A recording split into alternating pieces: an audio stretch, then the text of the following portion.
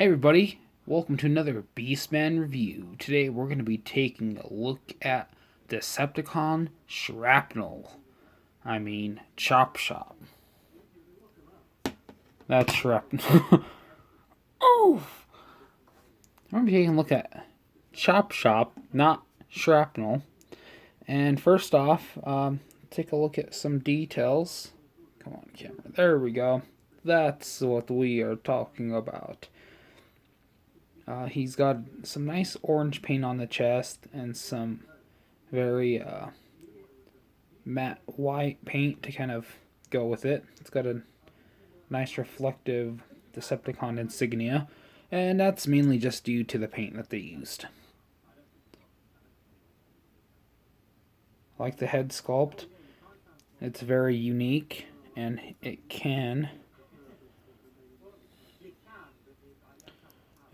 do side to side. It can't do a full 360. Actually, it can, but it gets kind of hard at that point. He's got some silver paint applications. Paint apps. Download them now on Google Store. That kind of really breaks up the colors on his head. Same orange. It's on his chest. And the rest of the head is the same red as his body. And his eyes are... Oh, you know what? His eyes are painted red. A more darker red. It's coming in on the camera, but... he's got orange on his legs. He's got some paint, some silver paint on the sides, and the back is looks like something out of a horror film.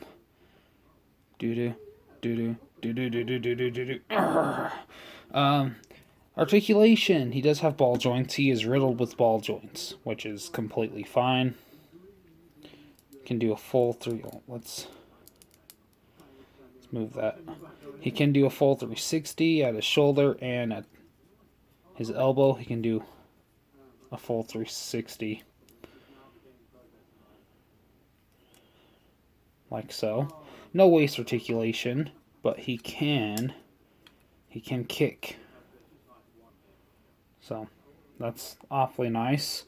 He does have some foot articulation, and that's all mainly due to transformation. And he can do some really good high knees. Size comparison. Stay. Here he is with Shrapnel, which is the only difference between these guys: paint applications and the head, also the plastic.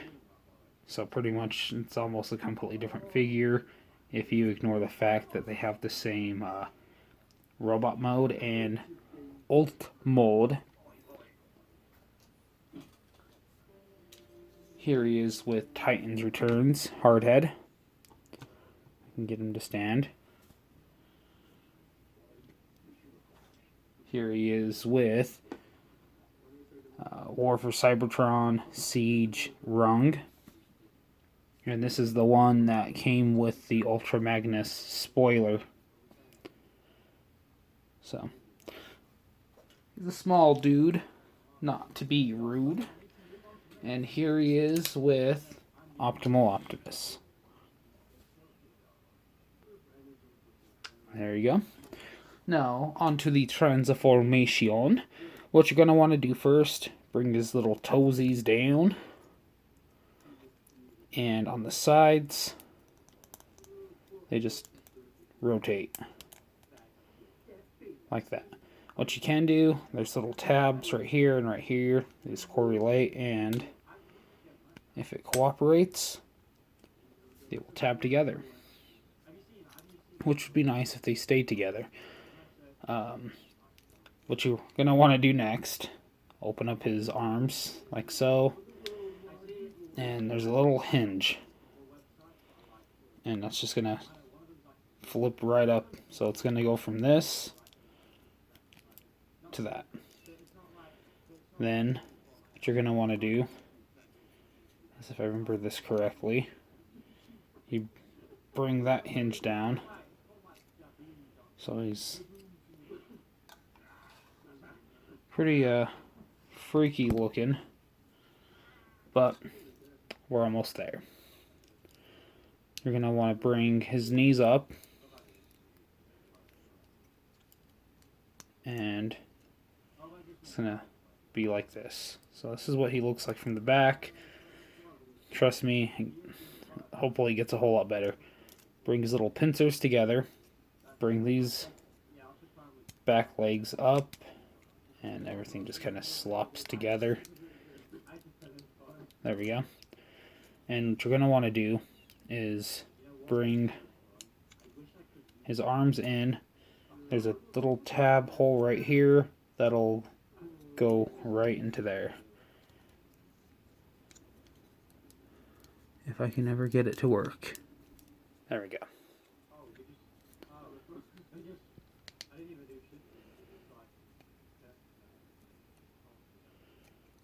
And let's get this to actually stay where it's supposed to. You know what? I may have messed up this. There we go. So I think it... Okay. Same result. But, that is his beetle mode. And that tab keeps coming undone. Articulation at this point, there's not really a whole lot. You can still open up his pincers. And the arms can't really, or I guess in this case the legs, don't really articulate. Because the whole part where, I guess it's the beetle mouth, kind of moves too. So, I like it. Do I recommend getting it if you're into insect modes or you're into just any overall kind of Decepticon building for like army? I could imagine someone having like 5 of these guys. Why? I don't know. If that's your thing, by all means. In this mode, it's all pretty much all the same paint applications that was visible in his robot mode. There's the underside. Don't look at the underside. I mean, I would say it would dispose of his whole disguise. It's a robot either way. If it was a car, yeah, maybe you could get away with being a robot in disguise, but when you're a full-on robotic bug, there's not much of a disguise going on at that point. So, get my tripod to work. That'd be awfully nice. Work, damn it. Yeah, there you go. So that is Decepticon Chopshop. And size comparison. Here he is with Hardhead. Let's get him in frame. Here he is with his good old buddy, good old pal, Shrapnel.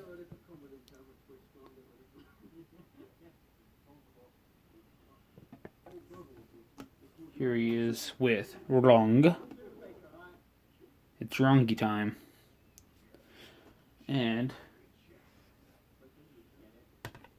here he is with Optimal Optimus. Look up. You're on camera. So, there you guys go. This is kind of a quick review. I usually do longer ones, but figured this guy was small enough. I don't think he would, take up an entire rack. If you guys got that reference, let me know in the comments. Quick little review on a nice little beast mode, or I guess bug mode, of Decepticon. Yeah. I don't know if you guys have noticed, but I was doing a series on the channel called Beast Mode. I am going to eventually kick that back up into high gear and redo, well, not completely redo, videos of Beast Wars characters, any kind of Beast Mode figures. I was going to actually retitle and kind of start doing the Beast Mode series again. I know people really dig that, and I had really fun making those. I've got plenty of Beast War figures coming up, plenty of Beast Mode figures coming up. Even though they're not Beast Wars, they're still beasts.